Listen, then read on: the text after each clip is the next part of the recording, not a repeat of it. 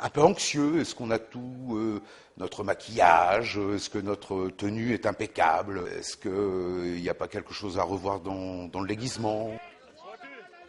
On aime ça, quoi. On aime cette attente jusqu'au jour où on entend les premiers tambours et les premiers fifres.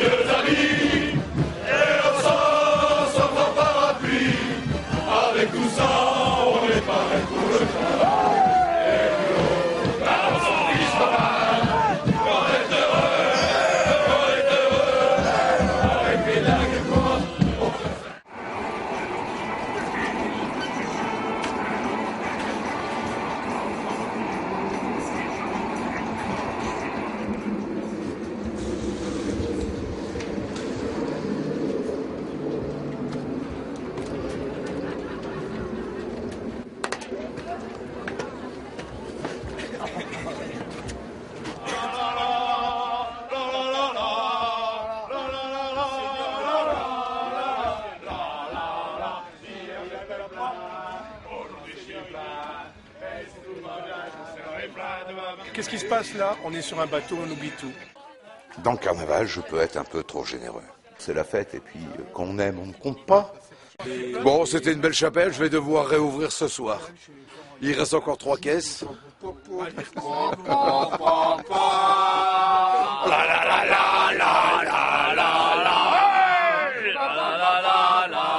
Le carnaval prend une énorme importance dans ma vie. Il est stipulé dans mon contrat de mariage. Tu me reconnais, moi? Ah bah c'est bon, je suis putain. Avec des trous dans ses collants, ça c'est ton gamin? Ouais, il a quel âge? Il aura 18 ans au mois de mai. Je t'avais pas reconnu. Ah non, mais moi non plus, sur le coup. Écoute, la dernière fois... On t'a vu venir au monde? Ah, tu vois pas, il y a... Moi je t'ai vu en noir. Bon, dans le groupe où nous sommes, il est de tradition, en règle générale, que le fils, s'il est fervent, puisse reprendre la place du père.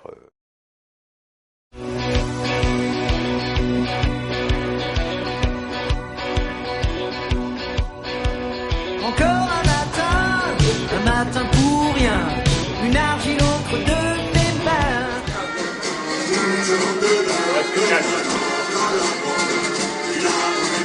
Quand je suis rentré dans les Noirs, j'ai fait 2 ans de stage. J'ai le droit de me primer comme les autres Noirs, mais j'ai pas le droit de porter le déguisement. En 1969, on a décidé la tenue qu'on porte actuellement. Et donc on la porte depuis 42 ans cette année.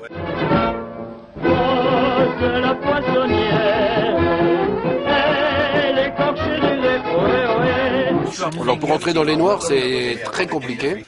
Ce nouveau, il doit être dunkerquois, connu, carnavaleux, avoir déjà fait ses preuves. Il faut que ce soit à l'unanimité. Pour revenir à la petite histoire, il fut un temps où on avait un gant de toilette en dessous du pagne. Et ceux qui nous ressemblaient trop, on leur mettait un bout de toilette. Lorsque tu rentres dans un groupe comme le groupe des Noirs, on t'authentifie comme noir par ton déguisement. Gants blanc, pull noir, jupe raffia, chaussettes, bandes jaunes, rouges, le collier en os et non pas en plastique, les boucles d'oreilles comme ça, la coiffe. Bon, après, on se met des codes à nous, on se crée notre groupe. Les Noirs qui font partie d'une des traditions du carnaval, s'ils n'étaient pas là, ce serait plus le même carnaval. Déjà, personnellement, quand j'étais enfant et que j'allais voir le carnaval, je voyais des Noirs et j'étais fasciné par ces Noirs. Les Noirs, ça n'a rien de péjoratif ni de social. Moi je savais, Rosalie c'était de la blague, mais tu m'as dit, Rosalie que tu m'aimais, Rosalie mais moi je savais, Rosalie c'était pas vrai, et pour un sou, on a un cigare, n'avons jamais eu de problème de racisme lié à notre déguisement. C'est une période de carnaval. Dans ce cas-là, toutes les femmes pourraient être outragées de ces messieurs qui se déguisent en porte-jartel, avec du rouge à lèvres qui dépasse abondamment de leurs lèvres, et puis des yeux outrageusement maquillés.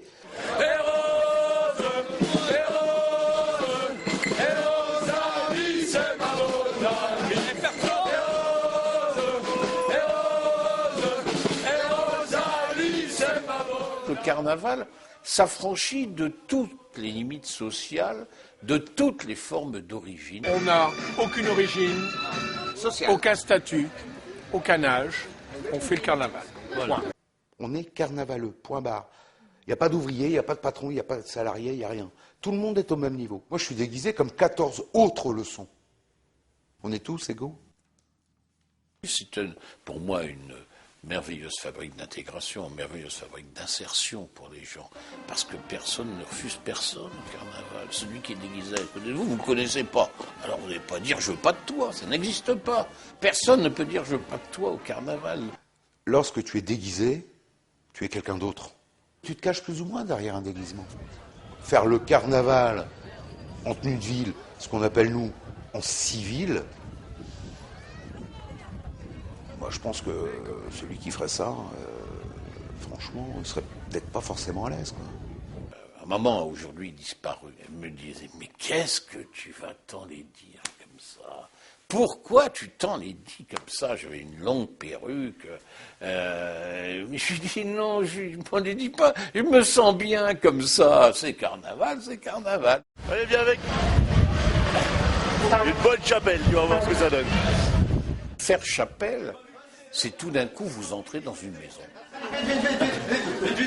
Toujours. On est que 3, allez, on est que 4, Et la maison, une fois que vous êtes dedans, vous faites la fête avec les carnavaleux. Il y a la musique du carnaval, vous chantez, vous discutez, vous buvez, vous mangez. Qu'est-ce qui veut un petit morceau Ah non, mais c'est tout du maison. C'est toujours j'allais dire, un enjeu important de faire une chapelle. De plus en plus, d'ailleurs, les chapelles sont à l'entrée un peu contrôlées pour pas qu'on... Parce que quelqu'un qui trouve tout d'un coup 150 carnavaleux chez lui, c'est un peu difficile quelquefois. C'est bon, le but de la chapelle. Le but de la chapelle, c'est ça. Non mais...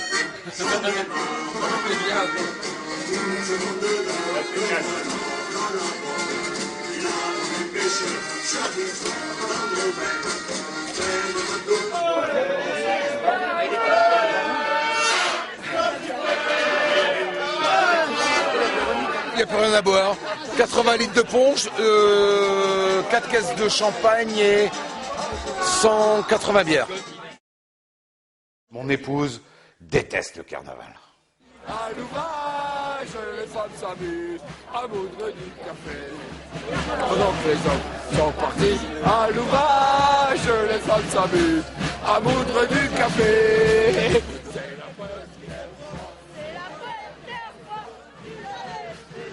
Au carnaval, on peut tout faire. On peut regarder si on a des poils sur les tétons. Oh, moi, ça gueule le soir. Et ça coule le guichet, elle fait des boules qui puent, je tape des roses en taille.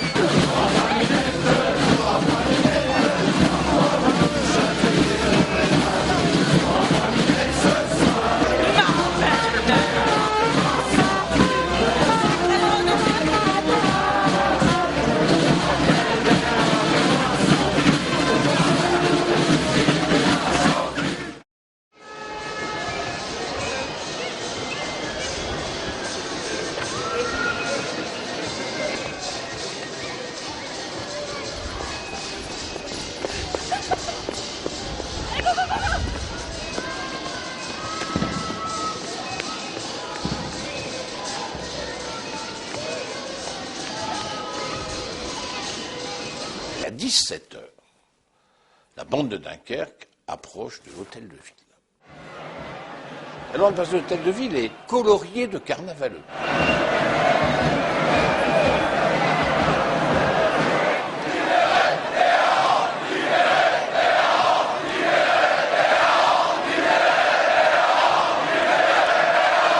Je jette donc des keepers des harengs salés et séchés à la foule des carnavaliers.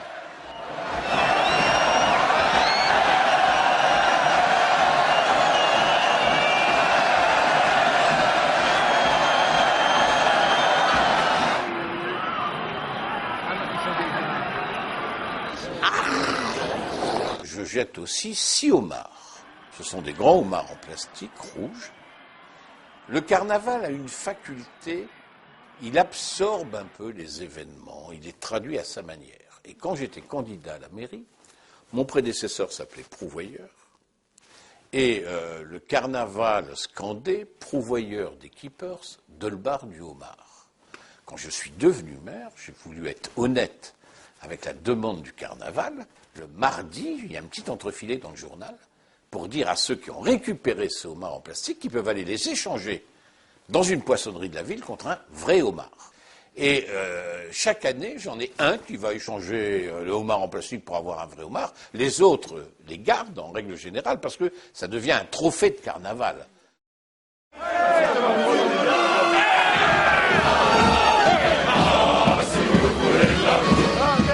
Les difficultés physiques dans le carnaval, c'est surtout les premières, deuxième et troisième lignes.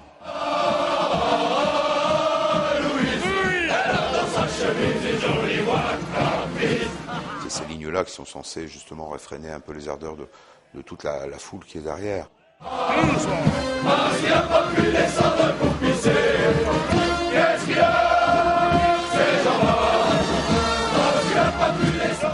Tu ne fais jamais ce qu'on appelle le chahut final entièrement. Tu es obligé de sortir entre deux.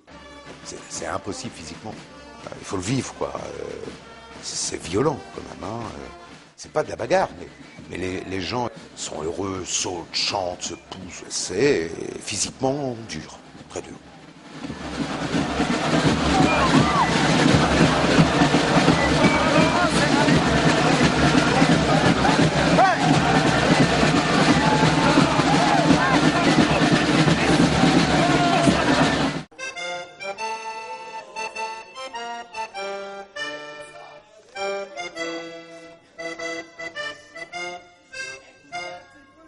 Pêcheur que moi sur le port, je te jure qu'il y en a pas.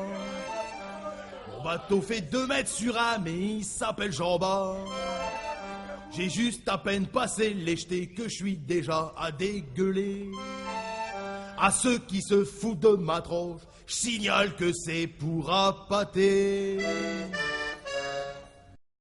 Nous sommes nombreux à être d'origine flamande, donc rattachés au peuple de l'Europe du Nord. C'est pas pour rien que ce carnaval, il est proche dans certains aspects des carnavals qu'on trouve en Allemagne, qu'on trouve aux Pays-Bas ou en Belgique. C'est simple, un flamand. Ils bossent comme des dingues, ils font la fête comme des damnés. Cela étant, je suis flamand, je suis maire de Dunkerque, je ne suis donc pas objectif.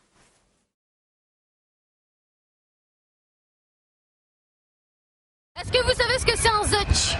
Faut montrer à la caméra, ils savent pas.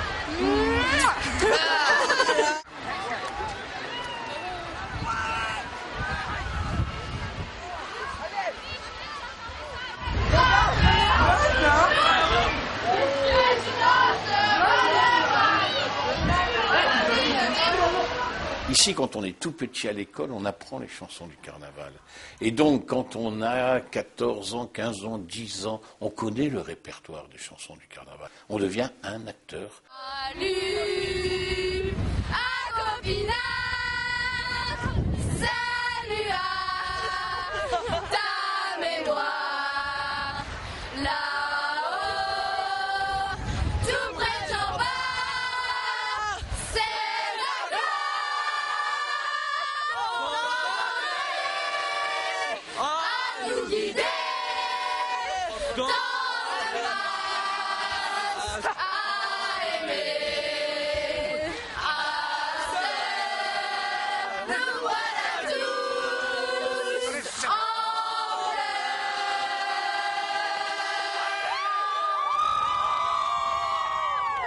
Il n'y a pas de carnaval si on ne chante pas à un moment donné l'hymne à Copinard, c'est comme ça. Ou si on ne chante pas l'hymne à Jean-Bart, c'est tout. On a nos traditions.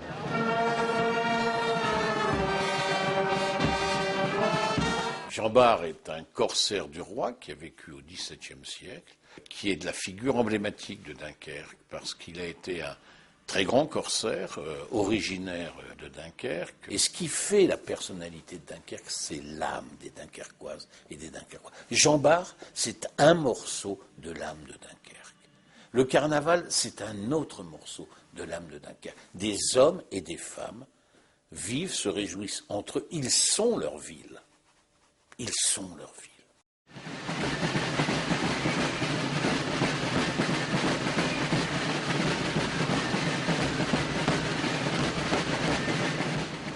La bande est précédée par un homme qui fait 2 mètres, qui s'appelle le géant vert, et qui marche devant la musique de la bande du carnaval. C'est une personnalité du carnaval, et c'est quelqu'un qui vient de Calais. Magnifique! Le géant vert, magnifique! On se retrouve tous à cette heure. Il y a des fois je me demande si c'est pas ça le meilleur. J'ai fait la bande hier. Et Gérard, il bande encore. Je connais très bien le géant vert. Gérard, je ne sais pas si on peut citer son nom. Son fils, François Lefranc, est adhérent du groupe. Avec François, le noir, fils de géant vert. C'est tout pour aujourd'hui. À la santé des marins, à la santé des Dunkerquois, à la santé des carnavaleux.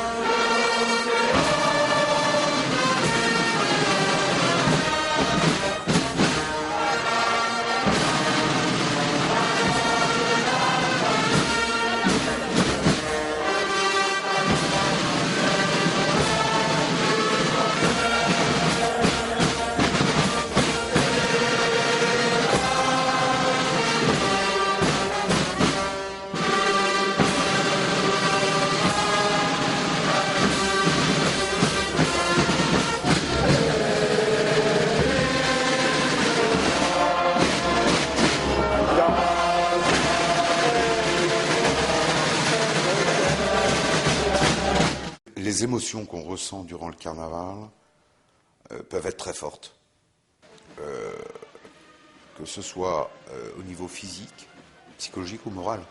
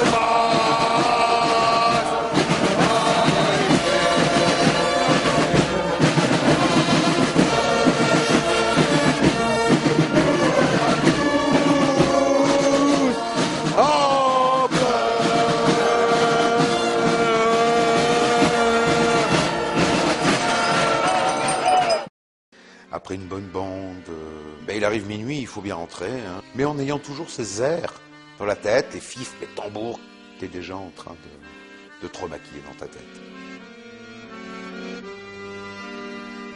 Il sent le tambour qui résonne. Il entend les fifres siffloter. T'y peux rien, c'est de la faute à personne. C'est là-dedans qu'il a été élevé. Dans sa tête, il fait encore la vente. Il entend les masques lourds chanter. Il est si bien qu'il veut plus redescendre de l'hôtel où Jean l'a amené.